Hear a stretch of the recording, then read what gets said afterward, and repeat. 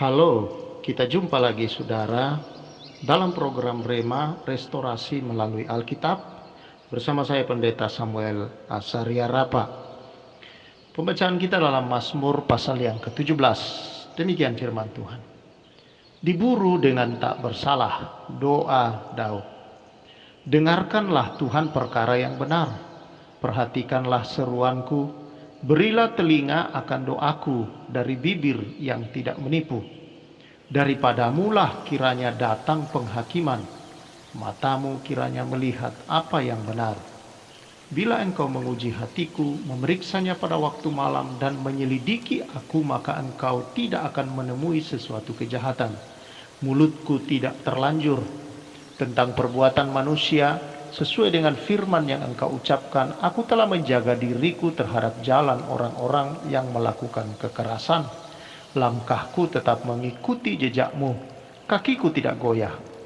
Aku berseru kepadamu karena engkau menjawab aku. Ya Allah, sendengkanlah telingamu kepadaku, dengarkanlah perkataanku. Tunjukkanlah kasih setiamu yang ajaib. Ya engkau yang menyelamatkan orang-orang yang berlindung pada tangan kananmu terhadap pemberontak. Peliharalah aku seperti biji mata, sembunyikanlah aku dalam naungan sayapmu.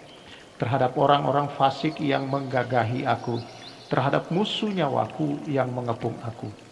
Mereka tidak menunjukkan belas kasihan, mereka membual. Mereka mengikuti langkah-langkahku, mereka sekarang mengerumuni aku.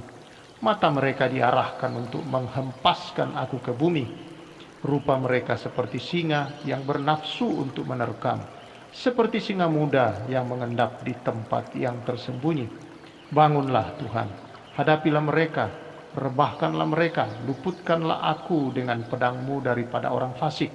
Luputkanlah aku ya Tuhan dengan tanganmu dari orang-orang dunia ini yang bagiannya adalah dalam hidup ini. Biarlah perut mereka dikenyangkan dengan apa yang engkau simpan, sehingga anak-anak mereka menjadi puas, dan sisanya mereka tinggalkan untuk bayi-bayi mereka. Tetapi aku dalam kebenaran akan kupandang wajahmu, dan pada waktu bangun aku akan menjadi puas dengan rupamu. Saudara yang saya kasihi di dalam Tuhan Yesus Kristus, kembali kita ke dalam Mazmur yang merupakan doa daripada Daud. Saudara, ada seorang filsuf besar bernama Albert Camus mengatakan bahwa kehidupan manusia itu tidak bermakna. Seluruh kehidupan manusia itu absurd. Hal ini menurut Albert dapat dilihat dari penderitaan yang dialami oleh orang-orang yang tak berdosa. Itulah sebabnya Albert tidak mau mengakui adanya Tuhan. Dia menganjurkan manusia memberontak dan memerangi ketidakadilan, memerangi penderitaan, dan melawan maut. Dia tidak mau berserah dan bersabar menantikan pengadilan dan pembelaan Tuhan. Dia menolak Tuhan dengan mentah-mentah. Nah, saudara, faham ini merasuki kehidupan manusia hingga pada saat ini, yang menyebabkan banyak manusia memberontak terhadap Allah, tidak mau mengakui Allah. Dan banyak orang-orang yang memberontak pada Allah dan tidak mencari pertolongan Allah saat mengalami penderitaan, dan ketiga, diperlakukan tidak adil atau mengalami ketidakadilan. Tidak terkecuali dalam dunia agama, khususnya dalam dunia kekristenan.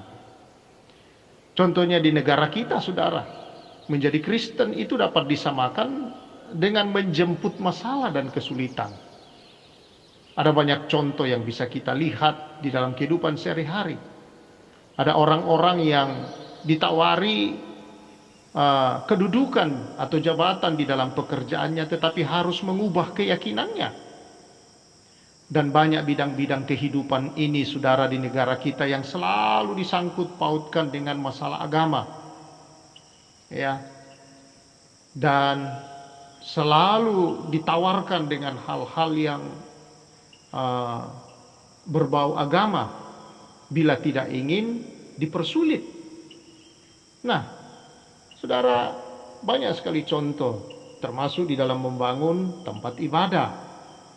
Ya, kita melihat selama ini, selama puluhan, selama Indonesia ini ada saudara-saudara merdeka, begitu sulitnya untuk membangun tempat ibadah bagi umat Kristiani. Sangat dipersulit. Ya.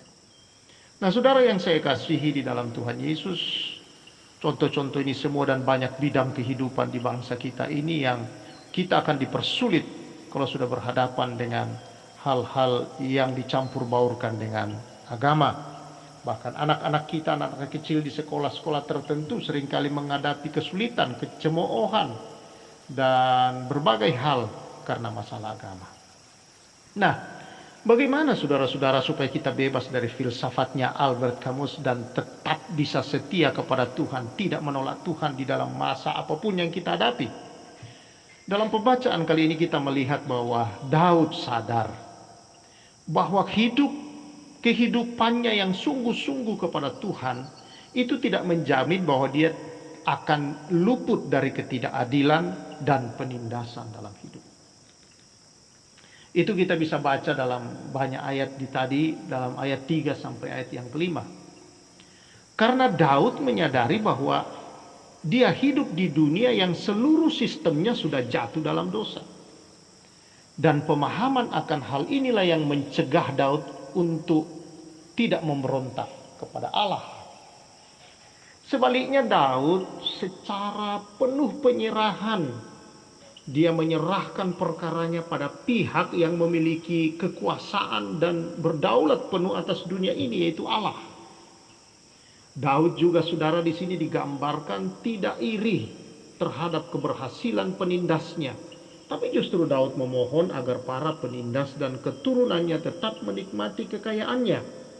Karena itu, hanya itulah kepuasan mereka yang menyebabkan mereka melakukan berbagai cara-cara yang tidak baik dan menindas.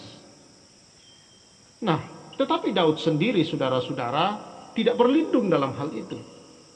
Dia percaya bahwa Tuhan akan memelihara dia seperti biji mata. Seperti memelihara biji mata. Dan Tuhan akan menaungi dia di bawah sayapnya seperti induk ayam menaungi anak-anaknya. Daud hanya menemukan kepuasan yang sejati di dalam hadirat Tuhan. Dan kita bisa menemukan dalam mazmur-mazmur lain. Mazmur Daud hanya dekat Allah saja dia tenang. Dan dari doa Daud ini saudara jelas sekali bahwa permohonan Daud kepada Tuhan supaya menindak para musuhnya sama sekali tidak dipengaruhi oleh hawa nafsu balas dendam. Tetapi sekedar dia memberikan tempat kepada Allah untuk menjadi hakim atas perkaranya itu sendiri. Saudara yang saya kasih dalam Tuhan, mungkin kita menghadapi dalam hidup ini juga perkara-perkara yang sama. Mengalami saudara penindasan, ketidaktenangan di dalam bekerja karena masalah iman kita, tantangan-tantangan iman yang selalu diperhadapkan kepada kita dari sekeliling kita. Dan ini adalah pekerjaan iblis saudara-saudara dengan berbagai macam godaan, tawaran, ujian, hantaman-hantaman yang kita hadapi. Dan adalah untuk membuat iman kita ini saudara-saudara bisa luntur. Tetapi di dalam kasih karunia Allah kita bukanlah orang-orang yang mundur. Allah mengajar kita melalui firman-Nya. Yesus berkata untuk tidak mengutuki orang-orang yang memusuhi kita atau memperlakukan kita tidak adil. Tetapi Yesus mengajar kita untuk berdoa bagi mereka. Sama seperti Daud. Memberkati mereka sama seperti Daud. Dia berdoa supaya keturunan para penindas dan para penindas ini tetap menikmati kekayaan mereka. Karena hanya itulah kepuasan mereka di dunia. Dan Yesus menyuruh kita untuk mendoakan mereka. Dan bukan mengutuki. Bukan mendoakan dengan terjadinya hal-hal yang tidak baik terhadap orang-orang yang memperlakukan kita tidak adil dalam dunia ini, saudara. Sama sekali Tuhan tidak mengajar kita demikian. Jadi kalau ada orang-orang yang berdoa, dan seringkali ada orang yang meminta saudara, ketika dia mengalami ketidakadilan dari orang lain, meminta kita mendoakan orang itu, supaya Tuhan menghajar, supaya Tuhan melakukan hal-hal yang membuat dia, ya maksudnya mau menobatkan, tetapi dengan cara yang kasar. Itu bukan cara Tuhan kita bermain. Tuhan kita perlu kasih sayang. Dia ingin setiap orang mengenal dia, dengan cara yang benar dan baik di dalam kasih karunia Tuhan. Karena itu doa kita adalah memberkati mereka. Doa kita adalah membuat saudara-saudara Tuhan berbelas kasihan atas hidup mereka, supaya tidak lebih banyak lagi korban yang terjadi, saudara-saudara.